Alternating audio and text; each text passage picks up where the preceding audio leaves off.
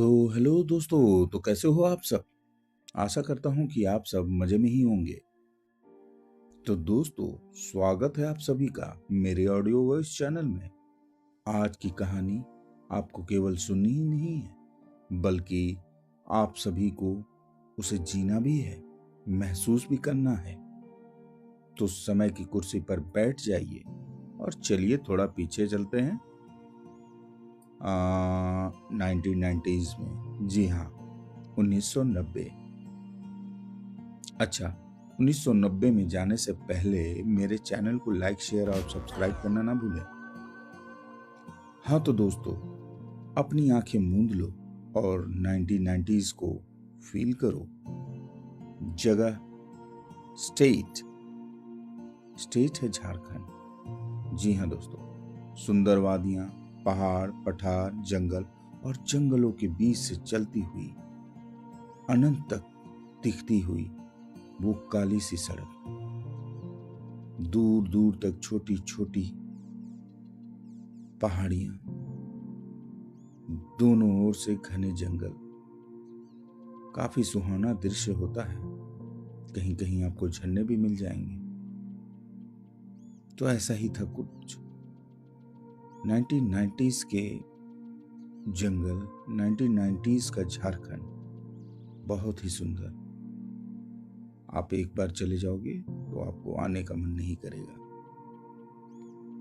कुछ कुछ दूरी पर आपको छोटी छोटी दुकानें मिल जाती थी। कुछ साइकिल दुकानें होती थी, क्योंकि उस समय साइकिल ज्यादा चलती थी और लोग साइकिल का इस्तेमाल काफी करते थे। तो हवा भरती हुई दुकानों पे पंचर बनवाते हुए आपको लोग मिल जाते थे। इक्का दुक्का लोग राजदूत मोटरसाइकिल पर, बजाज स्कूटर पर और हीरो होंडा स्प्लेंडर पर दिखाई देते थे। साथ में मारुति 800 और मारुति ओमनी अगर रास्ते पे दिख जाए तो उसके शुरुआत से अंत तक लोग उसे देखा करते थे, निहारा करते थे। इसी भीड़ से कहीं दूर एक छोटी सी कॉलोनी थी। अपना हीरो बंटी इसी कॉलोनी में रहता था। जी हाँ, बंटी। बट नाम से उसकी शक्ल मैच नहीं करती दोस्तों, बिल्कुल भी नहीं। गोरा सा, दुबला पतला सा एक मासूम सा बच्चा, जो अगर आपकी तरफ देख ले तो अनजान होते हुए भी आप एक स्माइल जरूर छोड़ दोगे। पर एक मिनट रुको, बस शक्ल भले ही नाम से मैच नहीं करती हो, लेकिन बच्चा बिल्कुल था कांडी। कांडी समझते हो ना, यानी कांड करने में अव्वल, पर फंसता कोई और था। बचपन से कॉलोनी में सबका फेवरेट, चाहे वो अंकल हो या आंटी हो या कोई बुजुर्ग, सबका दिल जीत लेता था, या बातों से या उनकी मदद करके। स्कूल में दोस्ती यारी काफी थी, लेकिन पढ़ाई में जरा हाथ तंग थे। मतलब नंबर्स कम आते थे। एक दो सब्जेक्ट में तो क्रॉस लगना तय था, यानी फेल होना। क्योंकि समस्या थी कि मैथ महाराज और इंग्लिश जी महाराज के साथ जनाब का कुछ खास बनती नहीं थी। दोस्तों, उस वक्त खेल के नाम पर क्रिकेट, फुटबॉल, बैडमिंटन, पकड़ा पकड़ाई, नुक्कम छिपाई, पिट्टू, यही सब गेम फेमस थे बच्चों के लिए। बट हमारा हीरो बंटी इन सभी चीजों में था फिसड्डी। अब ये सोचने मत लगना कि तब ये हमारी कहानी का हीरो कैसे हुआ। तो दोस्तों, एक बात हमेशा याद रखना कि हीरोगिरी का वक्त हर किसी के लाइफ में कुछ समय के लिए जरूर आता है, और वो आता ही है, जरूर से आता है। हमारे हीरो के लाइफ में भी वो वक्त आएगा, लेकिन अभी आया नहीं है। जी हाँ दोस्तों, चलो अब कहानी को आगे बढ़ाते हुए बंटी कांडी क्यों है ये जान लेते हैं। दरअसल वो अपने उम्र के बच्चों का लीडर था। दुबला पतला होते हुए भी सबसे ज्यादा ताकतवर, फुर्तीला और जाबाज था। अब उसी कॉलोनी में एक गवर्नमेंट जॉब वाली एक आंटी रहती थी। उन्होंने गालियों में पीएचडी कर रखा था। मजाल है कि कोई भी उनसे उलझे। बट अपने बंटी को उनसे कोई दिक्कत नहीं मालूम पड़ती थी, क्योंकि बंटी को फालतू चीजें लेने की आदत नहीं थी। वो मान लेता था कि जो गालियां उनको ये वो मान लेता था कि गालियां तो आंटी की प्रॉपर्टी हैं और मैं उनकी प्रॉपर्टी को कैसे ले सकता हूँ, सो वो नहीं लेता। हाँ, अब मुद्दे पर आते हैं। तो आंटी के आंगन में 2-3 पपीते के पेड़ थे और 2 अमरूद के पेड़, यानी गुआवा प्लस पपाया। बंटी और उसके दोस्त इंतजार करते कि आंटी कब ऑफिस जाएगी। वैसे आंटी जी का दबदबा काफी था। आधे घंटे से ज्यादा ऑफिस में ठहरना उनके शान के खिलाफ था। सो वो अटेंडेंस बनाती और चल आया करती थी घर। बस ये 30 मिनट बंटी का जैकपॉट टाइम था। वो ऊंची दीवारों को फांद कर पपीता और गुआवा उड़ा लाता। फिर इंतजाम किया जाता थोड़ी से नमक का, थोड़ी सी लाल मिर्च पाउडर का और चटपटा चाट मसाला। लेकर पहुंचते ये दूर जंगल से 1 किलोमीटर पहले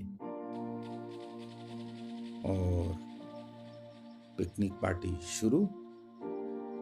और बाकी आंटी के गालियों के डिस्कशन पर लोट लोट कर हंसते खिलखिलाते ये प्यारे बच्चे। अपना बंटी हीरो मजे लेते थे।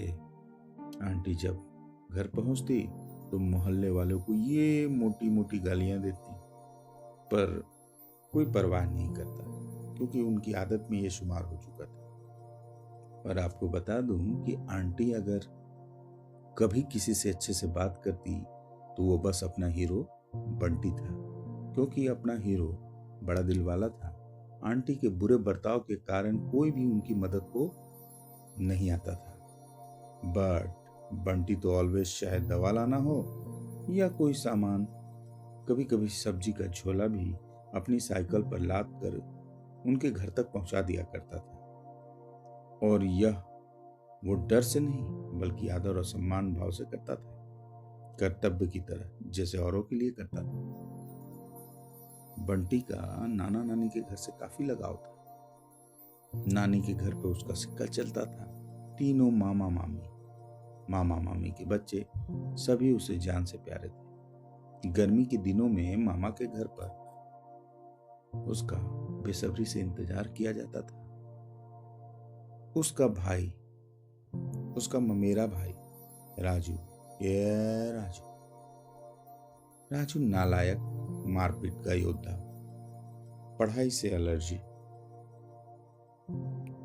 और ढेर सारे विचित्र गुणों का स्वामी था। जनाब बंटी और राजू जब मिल जाते तो समझ लो पूरा गांव ये सर पर उठा लेते। दोस्तों, अगर किसी बगीचे से आम चाहिए तो आप क्या करोगे?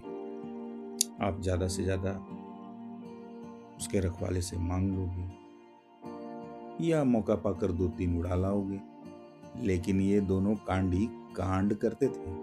बगीचे में कोई रखवाला दिन रात खटियों पर बैठा हो, केवल सुबह दोपहर और रात खाना खाने के अलावा पूरे टाइम बगीचे में पड़ा रहे तो मिशन आखिर पूरा कैसे होता?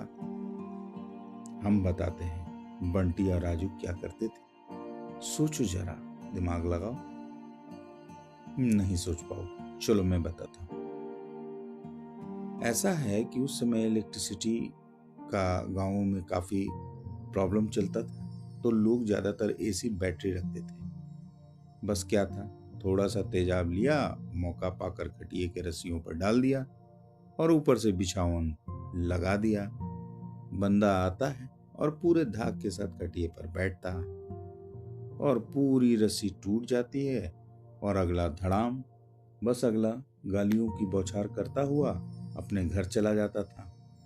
और बस रात के समय बंटी और राजू 2 थैला आम भर कर लाते और उसे भूसे में गाड़ देते। और हर रोज नियम से दोपहर को भोजन से पहले भूसे से पके हुए आम निकाले जाते। जनाब उनको धोते और ठाठ से बैठ के राजा की तरह खाते। तो दोस्तों, बंटी और राजू की कांड यात्रा अभी खत्म नहीं हुई है। अब अगले एपिसोड में हम उनके कांडों के बारे में जान पाएंगे। तो तब तक के लिए विदा लेता हूं। जाने से पहले फिर से वही रिक्वेस्ट है मेरी, प्लीज आप मेरे चैनल को लाइक, शेयर और सब्सक्राइब जरूर करें। धन्यवाद।